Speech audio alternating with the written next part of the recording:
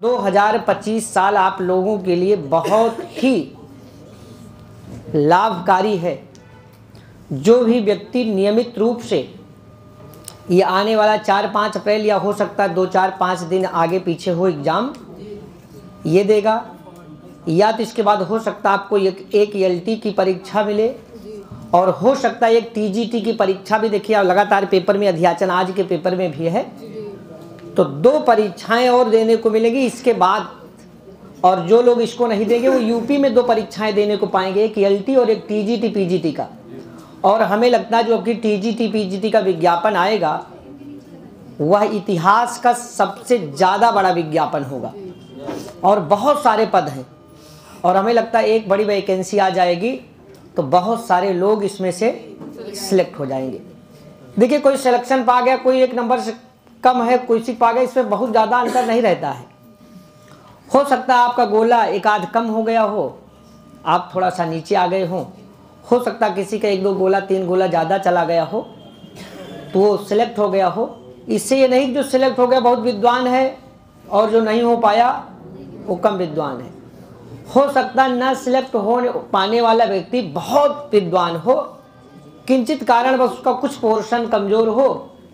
परीक्षा में तो भाई आपके पाठ्यक्रम से प्रश्न पूछा जाता है और आप कितने ज्ञाता है वो नहीं देखा जाता है, आपका पाठ्यक्रम कितना तैयार है उसी पे सिलेक्शन होगा आपका। इधर भी तो थोड़ा कम समय दे पा रहे हैं, पहले बहुत ज़्यादा हम लोग कोरोना में 3-4 साल एकदम 24 घंटे साथ में रह के काम किए। तो गुरुजी से हमने एक चीज़ सीखा कि मेहनत कैसे की जाती है, कैसे हर वक्त आप पढ़ सकते हैं। पढ़ने का मतलब ये नहीं आप किताब खोल करके आप पढ़ें, पढ़ने का मतलब ये है कि आप अपने दिमाग को कहीं दूसरी जगह ना ले जा करके शांत रख रहे हैं। तो पढ़ने के लिए आप अपने दिमाग को तैयार कर रहे हैं, वो भी पढ़ना है। 24 घंटे कोई पढ़ता नहीं है, आप 8 घंटे पढ़ें, लेकिन उस 8 घंटे पढ़ने के लिए आप अपने दिमाग को कितना तैयार कर रहे हैं वो मायने रखता है।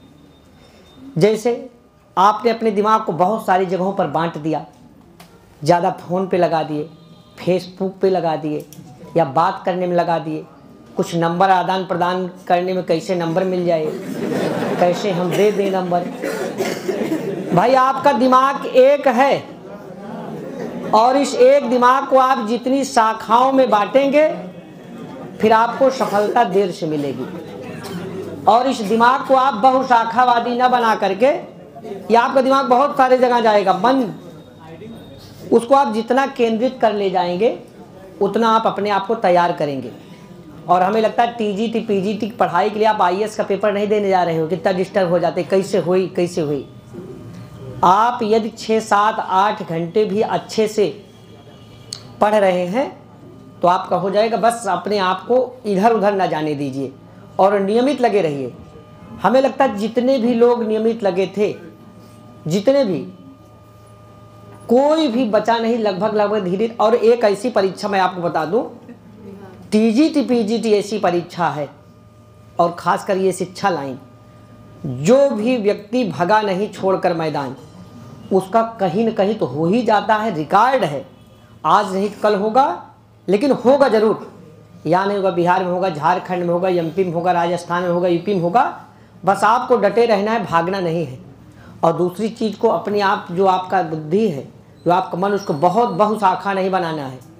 आप अपने पाठ्यक्रम पे जो आपका विषय है उसको आप अच्छे तैयार करते रहिए, जुटे रहिए, कहीं इधर उधर न लगिए, तो आपका सिलेक्शन पक्का है।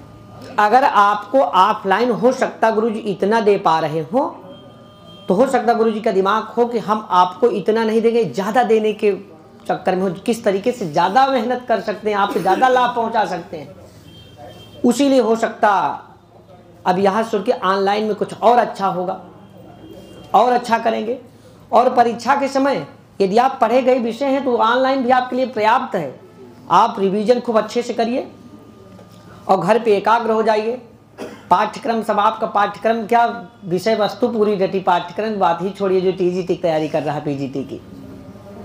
और पूरे भारतवर्ष में टीजीटी पीजीटी की तैयारी में जितना उत्तर प्रदेश के लड़के मेहनत करते हैं उतना शायद कहीं नहीं करते, क्योंकि सबसे ज़्यादा यहाँ पे जनसंख्या है और जनसंख्या के कारण सीट जो आती उतने ज़्यादा मेहनत करना पड़ता है। औसत में फार्म ज़्यादा पड़ते हैं, तो जब फार्म ज़्यादा पड़ेंगे तो मेहनत ज़्यादा करनी पड़ेगी। जितने लोग 4-5 तारीख को जिनको पेपर देना है, अब आप यहाँ से जा रहे हैं तो कहीं भी आपको कुछ नहीं लगना, नहीं कुछ कहीं भी, आप अपने कमरे पे एकाग्र हो जाएं। पाठ्यक्रम हमेशा कुछ लोग घंटा चिपकाते हैं, 4 से 5 किराता जुलियम, 5 से 6 व्याकरण, 6 से 7 वाचन। ये IAS PCS वाले करें तो समझ में आता है, क्योंकि उनका विषय अलग अलग रहता है। ये सबसे खराब विधि है। आपको ये 5 घंटे मैं सुबह पढ़ूंगा, 5 घंटे शाम पढ़ूंगा। अब आपको व्याकरण पढ़ने का मन कह रहा है कि व्याकरण थोड़ा पढ़ ले, व्याकरण हमारा थोड़ा कमजोर है, लेकिन अब उसमें तो अभिज्ञान शाकुंतलम लिखा घंटा वाले में। अब क्या करें भाई साहब, समस्या आ गई। अब हमारा वाचन करने का मन हो रहा है और यहाँ नीचे लिखा बाबूराम सक्सेना से संधि रटना है, घबरा गया समय। आप घंटा बांधे पढ़ने का, क्या पढ़ेंगे इसको मन पे छोड़ दीजिए ना। 5 घंटे सुबह पढ़ेंगे, 2 घंटे दोपहर पढ़ेंगे, 5 घंटे शाम को पढ़ेंगे, 10 घंटे पढ़ेंगे। लेकिन आप उसको मन, आपका उस समय मान लीजिए आपका साहित्य पढ़ने का मन है तो उसको व्याकरण जबरदस्ती भाई साहब पंचकृत कैसे घुसेगा, नहीं घुसेगा। इसीलिए कभी भी आप ऐसे नहीं, और आपके यहाँ तो ये थोड़ी 2 घंटा मैथ लगाएंगे, ये आपके यहाँ तो किरात 7 किताब है, 7 घंटा बांटो भाई साहब, और उसके बाद व्याकरण वाला पार्ट है, कितना घंटा बांटेंगे। और पता लगा 7 बजे बांटे, 7:15 हो गए, कहीं 15 मिनट निकल ही गया है, तो अब ऐसा करते हैं 8 बजे से पढ़ते हैं। बहुत बार ऐसे भी होता है।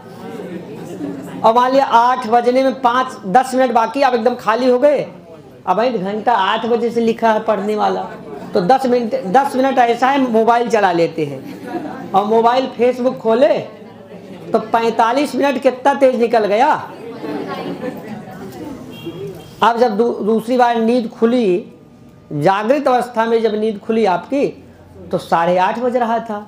अब कहीं यार बड़ा गड़बड़ हुआ, आज तो घबरा गया, लेकिन कल से हम प्रण लेते हैं कि फेसबुक को हम लॉक कर देंगे, फेसबुक ये छुएंगे नहीं, मोबाइल बहुत डिस्टर्ब करता है।